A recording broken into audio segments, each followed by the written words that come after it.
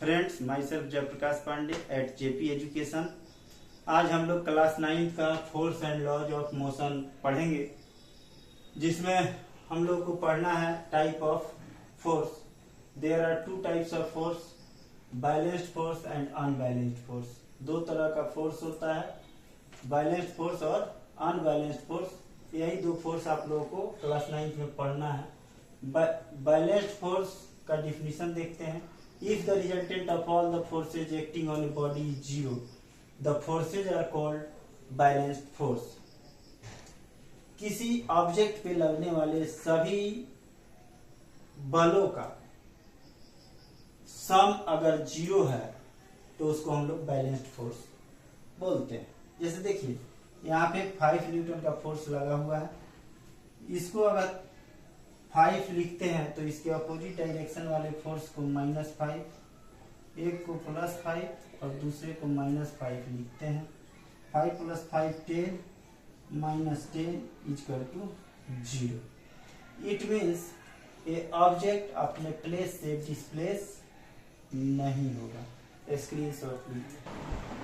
किसी भी ऑब्जेक्ट पर 4 फोर्स लगते हैं: force of friction, force of reaction, force of gravity, force of reaction यानी exerted by ground.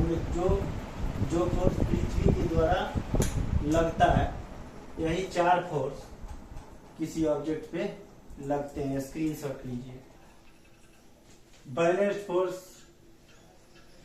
If A number of balanced forces acts on a stationary body, the body continues to remain in its stationary position। देखिए, balanced force किसी object के ऊपर लगता है तो वो stationery position में ही रहता है, यानी रेस्ट पोजीशन में ही रहता है। अनबैलेंस्ड फोर्स को देखा जाए, if the resultant of all the forces acting on a body is not zero, the forces are called unbalanced force. जब किसी ऑब्जेक्ट पर लगने वाले फोर्स का एडिशन जीरो नहीं होता है तो उसको हम लोग अनबैलेंस्ड फोर्स कहते हैं। और जब किसी ऑब्जेक्ट पे अनबैलेंस्ड फोर्स लगता है तो वो अपने पोजीशन से डिस्प्लेस हो जाता है, यानी अपने पोजीशन से हटता है। स्क्रीनशॉट ले लीजिए। आइए न्यूटन लॉज ऑफ मोशन पढ़ते हैं। Newton has given 3 laws to describe the motion of bodies. This laws are known as Newton's laws of motion. Newton ने मोशन को बॉडी के मोशन को डिस्क्राइब करने के लिए 3 लॉ दिए। उन लॉ को न्यूटन्स लॉज ऑफ मोशन कहा जाता है। First law of Newton's first law of motion, आइए देखते हैं। A body at rest will remain at rest and a body in motion will continue in motion in a straight line with a uniform speed when external force is not applied. कोई object rest में रहता है या motion में रहता है, दोनों उस स्थिति को बनाए रखना चाहता है जब तक कि कोई एक्सटर्नल फोर्स ना लगे। It means Newton's first law of motion बताता है कि विदाउट एक्सटर्नल फोर्स के कोई भी ऑब्जेक्ट अपने स्थिति को समान बनाए रखता है। स्क्रीनशॉट लीजिए। आइए हम लोग अब इनर्शिया पढ़ते हैं। Inertia is that property of body due to which resists a change in its state of rest. Inertia is that property of body due to which it resists change in its states of rest or uniform motion। देखिए, inertia किसी object का वह property है जो उसके state को change करने से रोकता है। Inertia depends on mass of a body. Inertia किसी ऑब्जेक्ट के मास पे निर्भर करता है। Heavier objects have more inertia than lighter objects. जो ऑब्जेक्ट जितना भारी होगा उसमें इनर्शिया ज्यादा लगेगा, और जो ऑब्जेक्ट जितना हल्का होगा उसका इनर्शिया कम होगा। A stone has more inertia than a football. Stone में फुटबॉल से ज्यादा इनर्शिया होता है। A cricket ball has more inertia. एक क्रिकेट बॉल में इनर्शिया ज्यादा होता है, एक रबर बॉल में कम होता है। स्क्रीनशॉट लीजिए। जब हम लोग बस में बैठे होते हैं, अचानक बस रुकती है, ड्राइवर ब्रेक लेता है, तो हम लोग आगे की तरफ झुक जाते हैं। ऐसा इसलिए होता है क्योंकि हमारा बॉडी मोशन में रहता है और बस भी मोशन में रहता है। बस जब रेस्ट में आता है तो हमारा बॉडी भी रेस्ट में ही रहना चाहता है, जिसके कारण आगे झुक जाता है।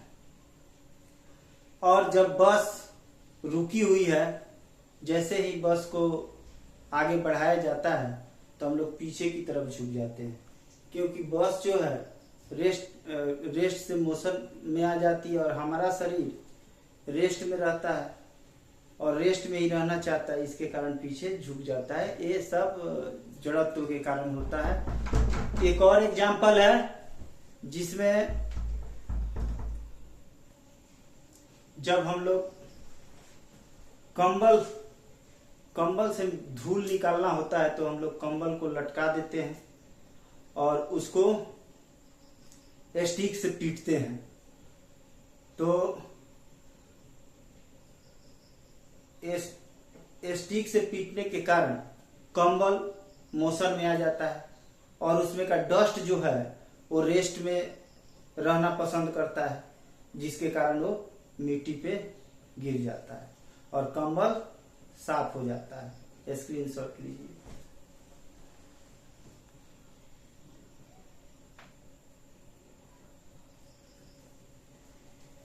Newton's first law of motion gives us definition of force. First law of motion हम लोगों को फोर्स का डिफिनीशन देता है। फोर्स एक फिजिकल वेक्टर क्वांटिटी है। स्क्रीनशॉट लीजिए। आइए मोमेंटम पढ़ते हैं। Product of mass and velocity is called momentum. Mass और वेलोसिटी का गुणनफल मोमेंटम कहलाता है। मोमेंटम बराबर मास इंटू वेलोसिटी होता है। मोमेंटम को स्मॉल p से डिनोट करते हैं। यहाँ पे m equal to mass of the body होगा, v equal to velocity of the body होगा। देखिए मोमेंटम का ऐसा यूनिट देखते हैं। मास का ऐसा यूनिट क्या होता है? किलोग्राम, और वेलोसिटी का metre per second. Kilogram metre per second, या इसी को हम लोग लिख सकते हैं kilogram metre second to the power -1। Screenshot लीजिए। कुछ मोमेंटम का हम लोग एग्जांपल देखते हैं। दो a cricket ball is not very heavy, but when it is thrown with a high speed it acquires a very large momentum, sometimes hurts the batsman. Cricket का ball ज्यादा भारी नहीं होता है।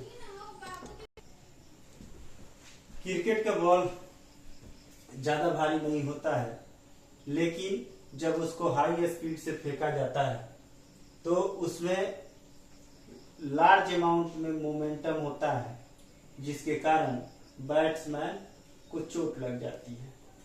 ए कार और बस may not be running at high speed, but because of its high mass, it has a very high momentum, which may hurt the person coming in its way.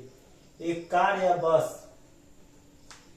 बस को ज्यादा हाई स्पीड में नहीं चलाना चाहिए, क्योंकि इसका मास ज्यादा होता है, बस और कार का मास ज्यादा होता है, जिसके कारण इसमें हाई मोमेंटम होता है, जिसके कारण इसके रास्ते में जो भी आता है वो कुचला जाता है।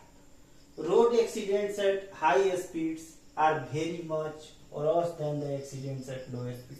अगर लो स्पीड में गाड़ियां चल रही है तो एक्सीडेंट होने पे उतनी क्षति नहीं होती है जितना हाई स्पीड में चल रही गाड़ियों का अगर एक्सीडेंट होता है तो क्षति होता है। Thank you for watching. Of कर दिया।